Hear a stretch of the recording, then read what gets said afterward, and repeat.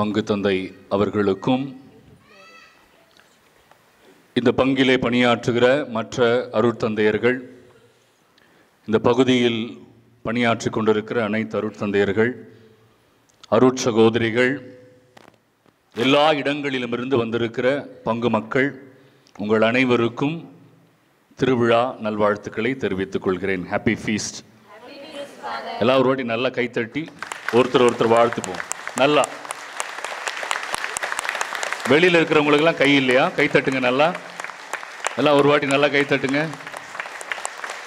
Okay, thank you. நம்முடைய திருச்சபையின் 2ஆம் வத்திக்கான் சங்க ஏடு லூமன் ஜென்சியம் என்கிற பகுதியில் 55வது சரத்தில் இந்த வார்த்தையை சொல்லுகிறார்கள். மீட்பு திட்டத்தில் மரியாளுக்கு மிக சிறப்பு பங்கு உண்டு. மீட்பு திட்டத்தில் மரியாளுக்கு மிக சிறப்பு பங்கு உண்டு. அது என்ன மீட்பு திட்டம்? நாம் அனைவரும் இந்த உலகத்தில் எதற்காக படைக்கப்பட்டிருக்கிறோம்? இந்த கேள்விக்கு பதில் தெரியாம தான் ஃபாதர் நாங்கள் அலைஞ்சிக்கிட்டு இருக்கிறோம். எதுக்காகயா எங்களை படைச்சேன்னு கேட்கிறோம். கடவுள் ஏன் மனிதரை படைத்தார்? எளிமையான கேள்விதான். மறைக்கல்வியில் சொல்லி கொடுத்துருப்பாங்க. ஆனால் இப்போ உங்களை கேட்டால் பதில் சொல்ல மாட்டீங்கன்ற, அப்படிதானே? கடவுள் மனிதரை ஏன் படைத்தார்? என்னம்மா? சரி, நான் சொல்றேன். உங்க எல்லாருக்கும் பதில் தெரியும்னு நான் நம்பி நானே பதில் சொல்றேன். கடவுள் மனிதரை ஏன் படைத்தார்? அவரை அறிந்து, அவரை அன்பு செய்து, அவருக்கு மட்டுமே சேவகம் புரிய கடவுள் மனிதரை படைத்தார். இந்த உலகத்தில் நாம் அனைவருமே முதலில் கடவுளை அறிந்து கொள்ள வேண்டும். அதற்கு பிறகுதான் அவரை அன்பு செய்ய முடியும். ஒருவரை அறிந்து கொள்ளாமல் ஒருவரை அன்பு செய்ய முடியுமா? மனைவி யாருன்னே தெரியல, கணவன் எப்படி அன்பு செய்வான்? இன்னார் தான் மனைவி அப்படின்னு பூ வாங்கி கொடுக்க முடியும். என்னமா? இன்னார்னு தெரியாம யாருக்கு பூ வாங்கி கொடுக்கிறது? அறிந்த பிறகுதான் அன்பு செய்ய முடியும். உண்மையான அன்பு என்றால் என்ன? அவருக்கு மட்டுமே சேவகம் புரிவது. ஆகவே கடவுள் மனிதரை படைத்தார். கடவுளை எப்படி அறிந்து கொள்ள முடியும் என்பதுதான் கேள்வி. அவரை எப்படி அறிந்து கொள்ள முடியும்? எல்லாரும் அறிந்து கொள்ள முடியுமா? முடியும். ஆனால் நமக்கு வழிகாட்டி தேவை. தாய் தன் குழந்தையிடம் இன்னார் தான் தந்தை என்று சொல்லுகிறார் இல்லையா? பெரியவர்கள் சிறியவர்களை வழி நடத்துகிறார்கள்.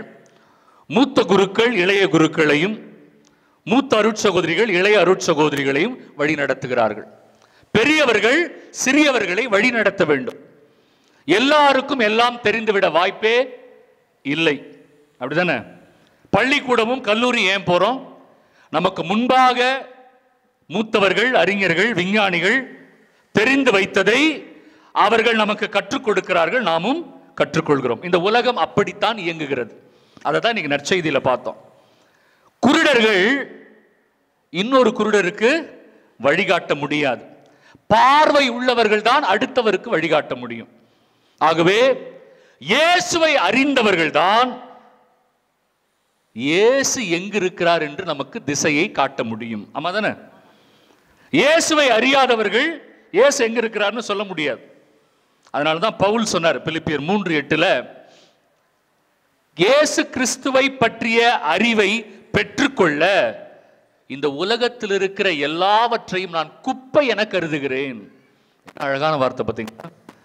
இயேசு கிறிஸ்துவை பற்றிய அறிவை பெற மற்ற எல்லாமே குப்பை. ஏன்? அது ஒப்பற்ற செல்வம். இயேசுவை பற்றிய அறிவு என்பது ஒப்பற்ற செல்வம். அதை பெற வேண்டும் என்றால் எல்லாவற்றையும் இழந்தால் தான் பெற முடியும். ஆனால் கடவுள் நம் அனைவருக்கும் ஒரு அரிய வாய்ப்பை ஏற்படுத்தி கொடுத்தார். என்ன வாய்ப்பு தெரியுமா? இந்த உலகத்திலே ஒரு நபரை தேர்ந்தெடுத்து நம்முடைய வழிகாட்டியாக, தாயாக நமக்கு விட்டு சென்றிருக்கிறார். அவர்தான் அன்னை மரியாள். இதுல குழப்பம் என்ன? ஏன் அன்னை மரியாளை பற்றி நிறைய பேர் அவதூறாகவும் தவறாகவும் பேசுகிறார்கள்? ஏன் அவர்கள் புரிந்து கொள்ளவில்லை?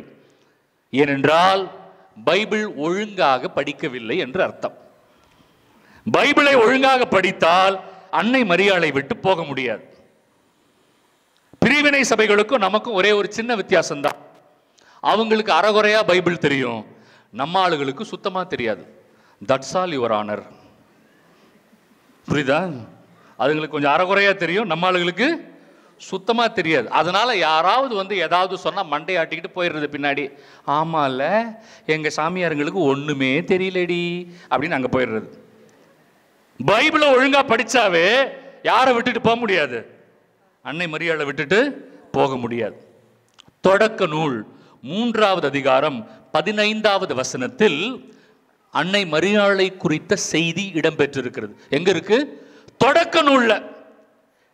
இந்த அண்ட சராசரத்தை, உலகத்தை இறைவன் படைத்த பொழுதே அன்னை மரியாளின் பங்கு என்ன என்று சொல்லிவிட்டார். கை தட்ட மாட்டீங்களா? நல்லா கை தட்ட மாட்டீங்களா?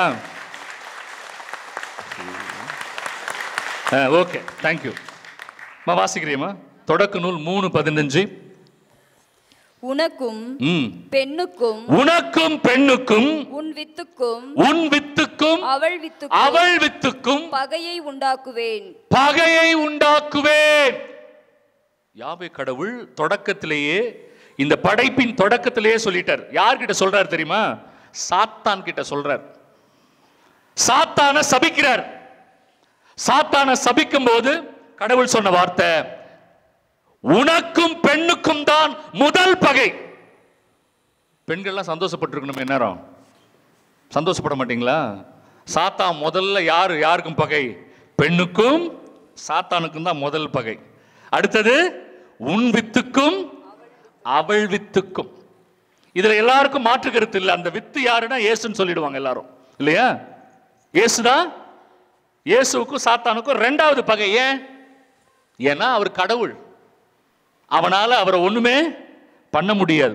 முதல் பகை யாருக்கு அப்படின்னு பார்த்தா பெண். ஏன் பெண்? பெண் தான் மனுக்குலத்தின் தலைவி. புரியுதுங்களா? மனுக்குலத்தை வழிநடத்துபவர்கள். ஆகவே பெண் தான் இந்த சாத்தானுக்கு முதல் பகையாக இருக்கிறான். இது மனுக்குலத்தின் தலைவியாக ஆண்டவர் யாரையோ ஒருவரை முன்னிறுத்துகிறார். தொடக்க நூல் 3:15. கரெக்டா? யாரோ ஒருத்தரை முன்னிறுத்துறார். யாருன்றத கடைசியா பார்ப்போம். அப்ப அந்த பெண்ணுக்கும் சாத்தானுக்கும் பகை. என்ன பகை? சாத்தானுக்கும் பெண்ணுக்கும் என்ன பகை? யாரும் இயேசுவை அறிந்து கொள்ளக்கூடாது. அதுதான் சாத்தானுடைய எண்ணம். கரெக்டா? இயேசுவை அறிந்து கொண்டால் மிகப்பெரிய பிரச்சனை. அப்ப யாரால ஒருவர் இயேசுவை அறிந்து கொள்ள முடியும்? யாரால இயேசுவை அறிந்து கொள்ள முடியும்? இயேசுவை நன்றாக அறிந்தவர்களால தான் இயேசுவை அறிந்து கொள்ள முடியும், இல்லையா? இயேசு கிட்ட போனோம் அப்படின்னா இயேசுவை நல்லா தெரிஞ்சவங்க எனக்கு சொல்லிக் கொடுக்கணும். இயேசுவை பத்தி தெரியாதவங்க எனக்கு சொல்லிக் கொடுக்க முடியாது. எவ்வளவு வசனம் அழகா இருந்துச்சுல்ல? குருடர்கள் இன்னொரு குருடருக்கு வழிகாட்ட முடியாது. அப்ப இயேசுவை முழுமையாக தெரிந்தவர் யாராக இருக்க முடியும் அப்படின்னு பார்த்தா அன்னை மரியாளை தவிர இயேசுவை முழுமையாக தெரிந்தவர் பைபிளிலோ அல்லது இந்த உலகத்திலோ யாராவது ஒருவர் இருக்கிறாரா? ஒரு மண்டையாவது ஆடுதா பாரு. இருக்கிறாரா? இந்த உலகத்தில் யாராவது இருக்காங்களா இயேசு நல்லா தெரிஞ்சவங்க? எனக்கு தெரிஞ்சு இல்லை.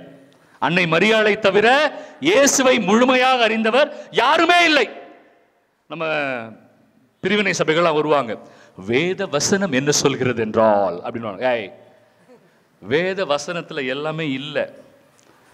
யோவான் 21வது அதிகாரம் 25வது வசனம், யோவான் 21:25 என்ன தெரியுமா சொல்லுது?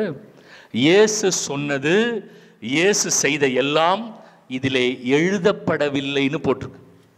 கவனிச்சிங்களா? இயேசு சொன்ன எல்லாமே, இயேசு செய்த எல்லாமே எதுல எழுதப்படல? பைபிள்ல எழுதப்படல. அவங்களுக்கே ஒழுங்கா தெரியாது பைபிள.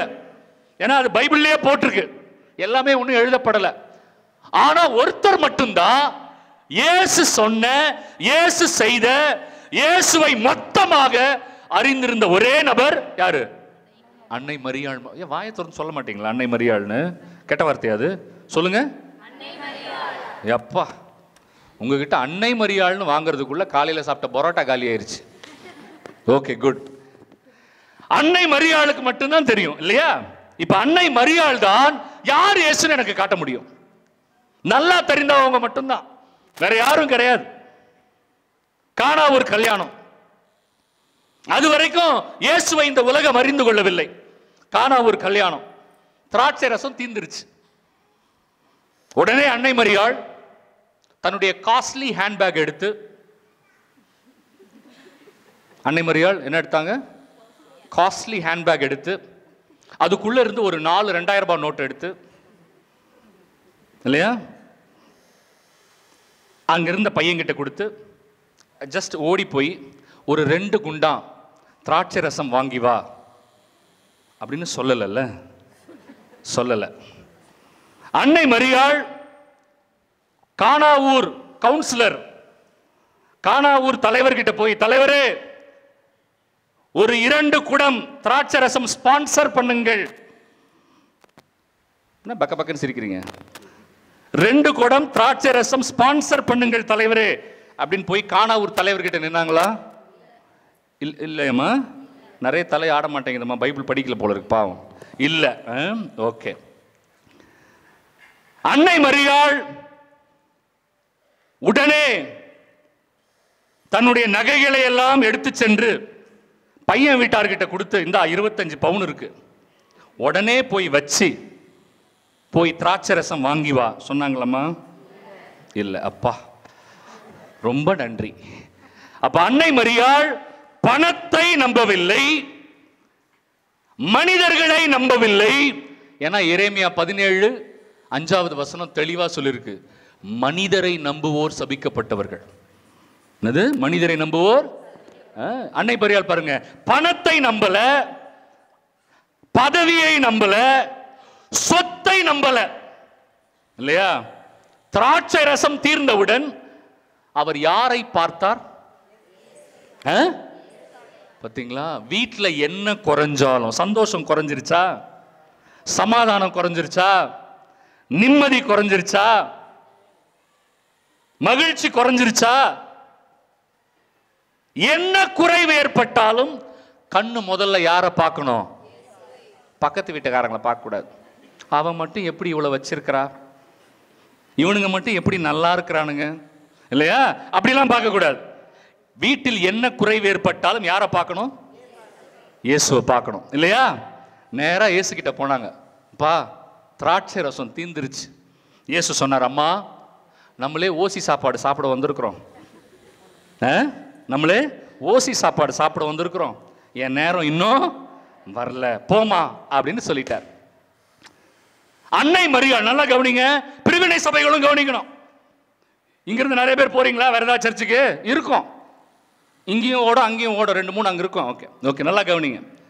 அன்னை மரியாள், இயேசு சொல்லிட்டார்ல எனது நேரம் இன்னும் வரவில்லைன்னு. அன்னை மரியாள் என்ன பண்ணிருக்கலாம்? சரின்னு போய் ஓரமா உட்கார்ந்துருக்கலாம். ஆனா அன்னை மரியாள் அங்கிருந்த பணியாளர்களை அழைத்தார்கள். நல்லா கவனிங்க, பணியாளர்களை அழைத்து சொன்னாங்க, அப்பா அவர் சொல்றபடி கேளுங்க. கரெக்டா? கரெக்டா? நான் தப்பா சொன்னேன் வேணும்னே, எல்லாம் மண்டைய வேற ஆட்டுறீங்க, ஒழுங்கா பைபிள் படிக்கல. அவர் சொல்றபடி கேளுங்கன்னு சொல்லல. அம்மா ஞானம் மிகுந்தவர்கள், ஆவியினால் நிரம்பியவர்கள். ஏன்னா அவங்களுக்கு நல்லா தெரியும் இது கேட்கிற கூட்டம், என்ன சொன்னாலும் நல்லா கேட்கும். ஐ நல்லா இருந்துச்சுடி, வெரி நைஸ். சரி, அதுக்கப்புறம் என்ன பண்ண போற வாழ்க்கையில? எனக்கு இந்த ஜோக் ஞாபகம் வருது, விவேக் ஜோக். விவேக் ஜோக் பார்ப்பீங்களா நீங்க? பார்க்க மாட்டீங்களா? பார்ப்பீங்களா? ஆமா, அவர் வந்து டான் ஆயிடுவார். என்ன ஆயிடுவார்? டான் ஆயிடுவார்.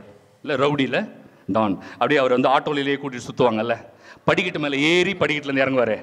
டான் டான் நீங்களாம் அமெரிக்காவில் இருக்கீங்க? இல்லை, பார்த்ததே இல்லையா? பார்த்துருக்குறீங்க, சொல்லி தொலைங்களேன். நான் முக்கி முக்கி கத்திக்கிட்டு இருக்கேன்.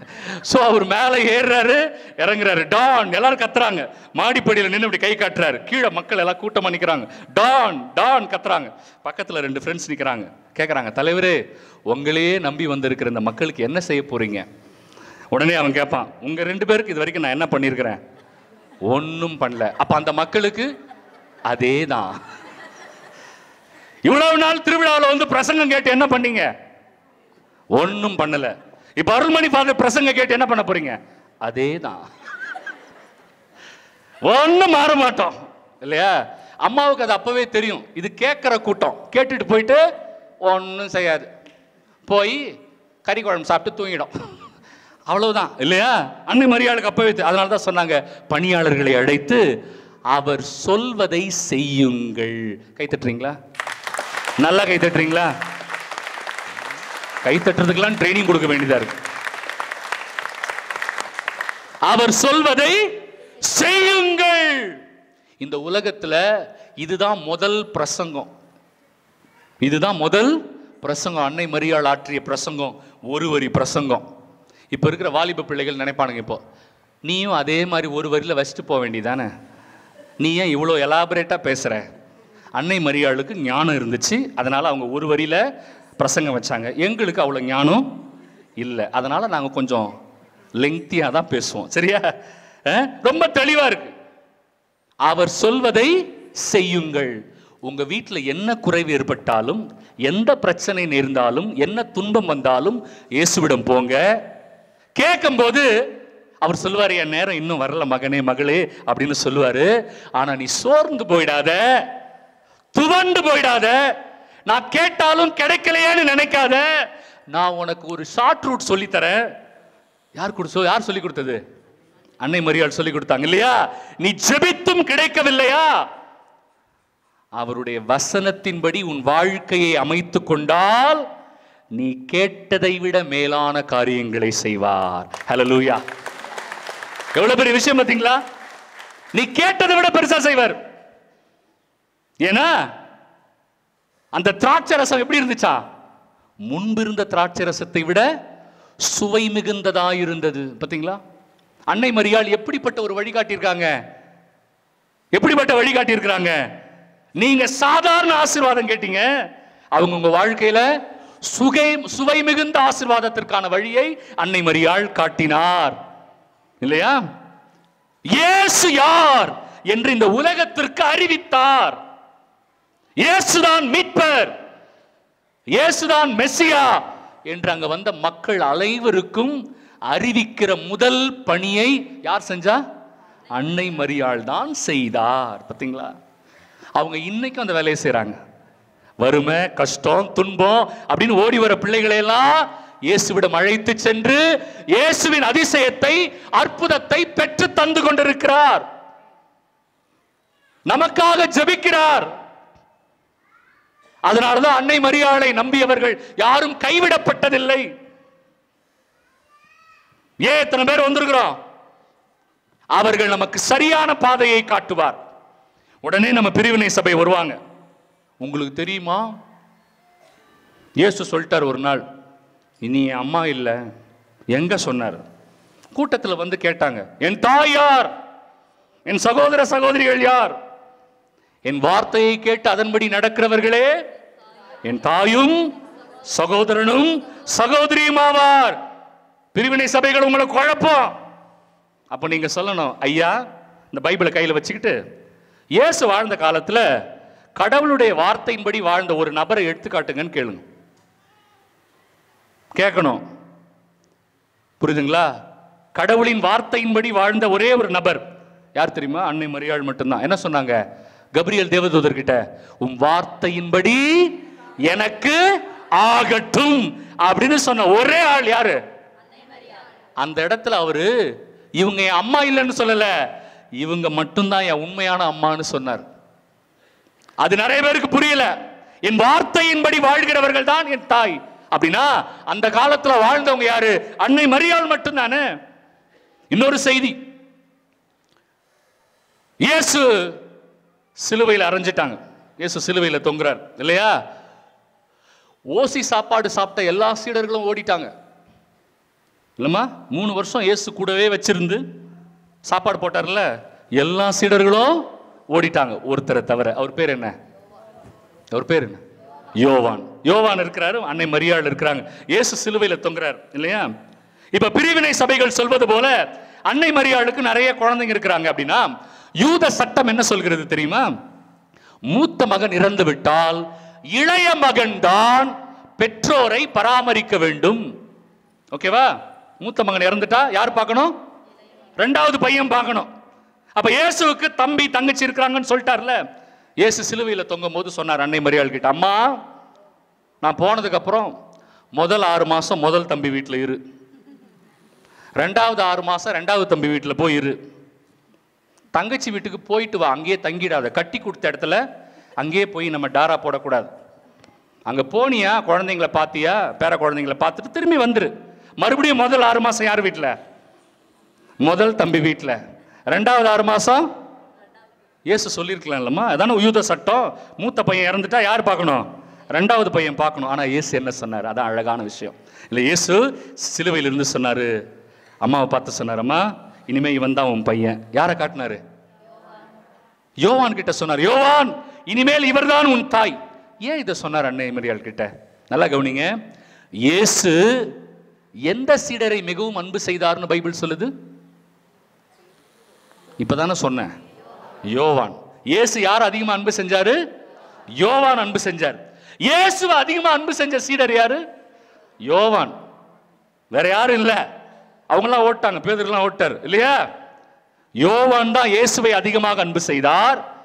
இயேசு யார் அன்பு செய்தாரு? யோவான் அன்பு செய்தார். நல்லா கவனிங்க. இப்போ இயேசு யாரை அன்பு செய்கிறாரோ, யாரெல்லாம் இயேசுவை அன்பு செய்கிறாரோ அவங்க வீட்டுக்கு இயேசு அன்னை மரியாளை அனுப்புவார். அல்லேலூயா சொல்வீங்களா? பார்த்தீங்களா எவ்வளவு பெரிய விஷயம்? இந்த பையன் தாமா உன் அம்மா, இனிமே இவங்க தான் உன்னுடைய தாய், இல்லை இவன் தான் உன் மகன் சொன்னதுக்கு அப்புறம் அந்த வசனத்தில் இருக்கு, அந்த சீடர் அன்னை மரியாளை தன் இல்லத்தில் ஏற்று பராமரித்து வந்தார். அப்படின்னா அன்னை மரியாளுக்கு வேற குழந்தைங்க இல்ல. அப்ப யாருக்கு அன்னை மரியாளை ஆண்டவர் தாயாக கொடுக்கிறார்? யாரெல்லாம் இயேசுவை உண்மையாக அன்பு செய்கிறார்களோ அவர்களுக்குத்தான் அன்னை மரியாள் தாய். இயேசுவை உண்மையா அன்பு செய்யாதவங்களுக்கு அன்னை மரியாள் தாயாக முடியாது. அது இன்னொரு வசனத்துல நிறைவாக இருக்கு. அந்த வசனம் எங்க இருக்கு? திருவெளிப்பாடு 12வது அதிகாரம் 17வது வசனத்துல இருக்கு. ஒரு ராட்சத அரக்க பாம்பு சாத்தான். தொடக்க நூல்ல சாத்தான் பார்த்தோமா? முடிவுரையில பாருங்க, பைபிள்ல கடைசி புத்தகம் திருவெளிப்பாடு, ஒரு பெண் கர்ப்பிணியா இருக்கிறாள். அங்க முதல்ல என்ன சொன்னார் ஆண்டவர்? உனக்கும் பெண்ணுக்கும் உன் வித்துக்கும் அவள் வித்துக்கும் பகையை உண்டாக்குவேன். அங்க திருவெளிப்பாடுல ஒரு பெண்ணு கர்ப்பிணியா இருக்கிறாங்க, குழந்தையை பெற்றெடுக்கிறாங்க. சாத்தான் குழந்தையை விழுங்கவரா, குழந்தை விண்ணகத்திற்கு எடுத்து செல்லப்பட்டு விட்டது. யார் அவரு? எஸ். அப்பயா பெற்றெடுத்தது யாரப்பா? அன்னை மரியாள். உடனே சாத்தானின் கோபம் அந்த பெண்ணின் பக்கம் திரும்பியது. அதனாலதான் இன்னைக்கு நிறைய பேருக்கு ஆத்திரம் யார் மேல? அன்னை மரியாள் மேல. சாத்தா யார் பக்கம் திரும்பினா? அந்த பெண்ணின் பக்கம் திரும்பினான். அந்த பெண்ணை விழுங்க சென்றான். ஆனால் ஆண்டவரோ சாத்தானை அந்த பெண் அருகில் விடவே இல்லை. கை தட்டுவீங்களா? இதெல்லாம் அன்னை மரியாதை கை தட்டுறீங்க, எனக்கு இல்ல. சரி, அந்த பெண் எங்க இருந்தாங்க தெரியுமா? அவர் தன் எஞ்சிய பிள்ளைகளோடு இருந்தார் அப்படின்னு போட்டிருக்கு பைபிள்ல. திருவெளிப்பாடு 12:17 என்ன போட்டிருக்கு? அவர் தன் எஞ்சிய பிள்ளைகளோடு இருந்தார். அப்ப எஞ்சிய பிள்ளைகள் யாருன்னு கேட்போம் இல்லையா? அன்னை மரியாளுடைய எஞ்சிய பிள்ளைகள் யார்? அதே வசனத்திலேயே பதில் இருக்கு. ஒழுங்கா போய் படிங்க. என்ன தெரியுமா போட்டிருக்கு? இயேசுவுக்கு சாட்சியாய் வாழுகிறவர்களே அந்த பெண்ணினுடைய எஞ்சிய பிள்ளைகள். யாரெல்லாம் இயேசுவுக்கு பிரியமான வாழ்க்கை வாழ்கிறார்களோ அவர்கள்தான் அந்த தாயினுடைய எஞ்சிய பிள்ளைகள். இப்ப நம்ம எல்லாரும் இங்க வந்திருக்கிறோம். இயேசுவுக்கு சாட்சிய வாழ்க்கை வாழணும்னா இறை வார்த்தையின்படி வாழ்கிற வாழ்க்கை தான் அது. அந்த வாழ்க்கையை யார் வாழ்கிறார்களோ அவர்கள்தான் அந்த பெண்ணினுடைய பிள்ளைகள். அவர்களுக்குத்தான் அந்த பெண் தாயாக இருக்கிறார். ஆனாலும் அன்னை மரியாள் இன்னொரு வேலை செய்றாங்க. என்ன தெரியுமா? இந்த உலகத்தில் இருக்கிற எல்லா மதத்தை சார்ந்த இல்லையா எல்லாரையுமே முடிந்தவரை இயேசுவின் பால் அழைத்து வருகிறார். இந்த பெருவிழாவுக்கு வந்திருக்கிற நம்ம எல்லாருக்கும் ஒரு பெரிய கிஃப்ட் இன்னைக்கு ஆண்டவர் வச்சிருக்கிறார். என்ன கிஃப்ட் தெரியுமா? நான் உண்மையிலேயே இயேசுவை அன்பு செய்தால் ஆண்டவர் இயேசு கிறிஸ்து என் இல்லத்திற்கு அன்னை மரியாளை அனுப்பி வைப்பார். எப்படி யோவான் வீட்டுக்கு அனுப்பினார் இல்லையா, என் இல்லத்திற்கும் அனுப்புவார். ஏன்? அன்னை மரியாள் இருக்கிற இடம் ஆசீர்வாதமான இடம். எலிசபெத் அம்மா வீட்டுக்கு போனாங்கல்ல, எலிசபெத் அம்மா வீட்டுக்கு போனாங்க. எலிசபெத் அம்மா அன்னை மரியாளோட சித்தி.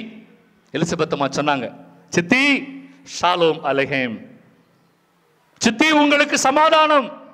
அவ்வளவுதான். அன்னை மரியாள் என்ன சொன்னாங்க எலிசபெத் அம்மாளை பார்த்து? சித்தி உங்களுக்கு சமாதானம். ஏன்னா அந்த காலத்துல சின்னவங்க பெரியவங்களை பார்த்து வாழ்த்தும் போது உங்களுக்கு சமாதானம். நீங்க எல்லாரும் சொல்றீங்களா ஸ்தோத்திரம் ஃபாதர்? இல்ல, ஆக்சுவலா மனுஷனுக்கு ஸ்தோத்திரம் கிடையாது, அப்படி சொல்லக்கூடாது. என்ன சொல்லணும்னா கடவுளுக்கு ஸ்தோத்திரம்னு சொல்லணும். யாருக்கு? சர்வேஸ்வரனுக்கு ஸ்தோத்திரம், சமஸ்கிருத வார்த்தை இல்லையா? சர்வேஸ்வரனுக்கு ஸ்தோத்திரம் அந்த காலத்துல சொன்னாங்க. மனுஷனுக்கு ஸ்தோத்திரம் இல்ல, ஃபாதருக்கு ஸ்தோத்திரம் இல்ல. ஃபாதர் யாரு? ஃபாதரை பார்க்கும்போது என்ன சொல்றோம்? ஃபாதர் சர்வேஸ்வரனுக்கு ஸ்தோத்திரம் அல்லது கடவுளுக்கு ஸ்தோத்திரம். அதை தான் இங்கிலீஷ்ல பிரைஸ் தி லார்ட். இங்கிலீஷ்ல அதை தான் பிரைஸ் தி லார்ட். அதனால அந்த காலத்துல என்ன சொன்னாங்க? ஒருத்தர் பார்க்கும்போது உங்களுக்கு சமாதானம்னு வாழ்த்துனாங்க. பாத்தீங்களா? அன்னை மரியாள் ஒருத்தவங்க வீட்டுக்கு போன உடனே என்ன வாழ்த்துனாங்க? உங்களுக்கு சமாதானம். அப்ப அன்னை மரியாள் வயிற்றில் இருந்தது யார் தெரியுமா? இறை வார்த்தையாகிய இயேசு. அன்னை மரியாள் பரிசுத்த ஆவியால் நிரம்பி இருந்தார். அப்ப அன்னை மரியாள் யார் வீட்டுக்கு போனாலும் என்ன கிடைக்கும்? அந்த வீட்டுக்கு சமாதானம் கிடைக்கும். சந்தோஷப்பட மாட்டீங்களா? ஒரு மூஞ்சி சிரிக்க மாட்டேங்குது, கை தட்ட மாட்டீங்களா? அன்னை மரியாளுக்கு நன்றி சொல்ல மாட்டீங்களா? அன்னை மரியாள் நம்ம வீட்டுக்கு வந்தா என்ன கிடைக்கும்? சமாதானம். அதுதானே வேணும். பணம் காசு வேண்டாம் ஃபாதர், சமாதானம் இருந்தா போதும்னு கேட்கிறோமே. அன்னை மரியாள் வீட்டுக்கு வராங்க இல்லையா? உடனே எலிசபெத் அம்மாள் தூய ஆவியால் ஆட்கொள்ளப்பட்டார். கவனிச்சிங்களா? இன்னைக்கு நிறைய பேர் நாங்கள் ஆவியினால் அபிஷேகம் செய்யப்பட்டிருக்கிறோம், அவங்களே சொல்லிக்கிறாங்க. ஆவியினால் அபிஷேகம் செய்யப்பட்டிருக்கிறோம் இல்லையா? உண்மையாகவே அபிஷேகம் செய்யப்பட்டதா எலிசபெத் அம்மா? அன்னை மரியாள் உள்ள போகும் பொழுது அன்னை மரியாளின் வாழ்த்தை கேட்டவுடன் இரண்டாவது அபிஷேகம், முதல் அம்மா, இரண்டாவது எலிசபெத் அம்மாள் வாங்குறாங்க. ஆவியினால் ஆட்கொள்ளப்பட்ட எலிசபெத் அம்மா என்ன வார்த்தை சொன்னாங்க தெரியுமா? பெண்களுக்குள் ஆசீர்வதிக்கப்பட்டவள் நீர், உன் வயிற்றின் கனி ஆசீர்வதிக்கப்பட்டது. உன் வாழ்த்தொலியை கேட்டவுடன் என் வயிற்றில் உள்ள குழந்தை, யார் உள்ள இருந்தது? திருமுழுக்கு யோவான். என்ன பண்ணார் தெரியுமா? டான்ஸ் ஆடுறார் உள்ள. யார் வந்த உடனே? அன்னை மரியாள் வந்த உடனே டான்ஸ் ஆடுறார். இங்க சில பேர் அன்னை மரியாள் வந்த உடனே எங்க டான்ஸ் ஆடுறீங்க? அவர் அப்படியே டான்ஸ் ஆடுறார் வயிற்றுல. எப்படி தாவீது ராஜா அந்த உடன்படிக்கை பேழை முன்னாடி உடம்புல துணியே இல்லாம டான்ஸ் ஆடுறார். இங்க அதே மாதிரி அன்னை மரியாள் உள்ள வராங்க. உள்ள இருக்கிற திருமுழுக்கு யோவான் வயிற்றுக்குள்ள ட்ரெஸ் போட முடியாதுல்ல, அவர் ட்ரெஸ் எல்லாம் உள்ள என்ன பண்றாரு? டான்ஸ் ஆடுறாரு. அன்னை மரியாள் உள்ள வந்துட்டாங்க இல்லையா? வீட்டுக்குள்ள உடன்படிக்கை பேழையாகிய அன்னை மரியாள் வந்தாங்க. எப்படி பழைய ஏற்பாட்டுல ஒருத்தர் ஒபேது அவர் வீட்டுக்குள்ள போய் உடன்படிக்கை பேழையை வச்ச உடனே அவங்க வீட்டை இறைவன் ஆசீர்வதித்தார் இல்லையா? அதே மாதிரி அன்னை மரியாள் எந்த வீட்டுக்குள்ள வராங்களோ அந்த வீடு ஆசீர்வதிக்கப்படும். அப்பதான் அந்த அம்மா சொன்னாங்க, என் ஆண்டவரின் தாய். சில பிரிவினை சபைகள் கொஞ்சம் கூட பயம் இல்லாம அன்னை மரியாளை முட்டை ஓடு, சாக்லேட் கவரு சாப்பிட்டு தூக்கி போட்டுருந்தோம் அப்படிலாம் பேசுறாங்க. ஆனா உண்மையான அபிஷேகம் பெற்ற எலிசபெத் அம்மாள் என்ன சொன்னாங்க? என் ஆண்டவரின் தாய் என் வீட்டிற்கு வர எனக்கு என்ன தகுதி இருக்குன்னு கேட்டாங்க. பார்த்தீங்களா? அப்பேற்பட்ட அன்னை மரியாளினுடைய பெருவிழாவை கொண்டாடுற நாம் இன்று உடன்படிக்கை பேழையாகி அன்னை மரியாள் எங்க வீட்டுக்கு வரப்போறாங்க. எங்க வீட்டுக்கு சமாதானம் கொடுப்பாங்க. இயேசுவை என் வீட்டுக்குள்ள கொண்டு வருவாங்க. என்னை இயேசு கிட்ட கூட்டிட்டு போவாங்க. என் குடும்பத்திற்கும் என் பிள்ளைகளுக்கும் ஆசீர்வாதத்தை கொடுக்க போறாங்க. அந்த அன்னை மரியாள் கிட்ட சொல்லுவோம், அம்மா உன் திருமகனிடம் எங்களுக்காக அன்றாடம் பரிந்து பேசும். ஆமேன். கெட்ட வார்த்தை இல்லை, சொல்லுங்க பாப்போம். ஆமேன், ஆமேன்.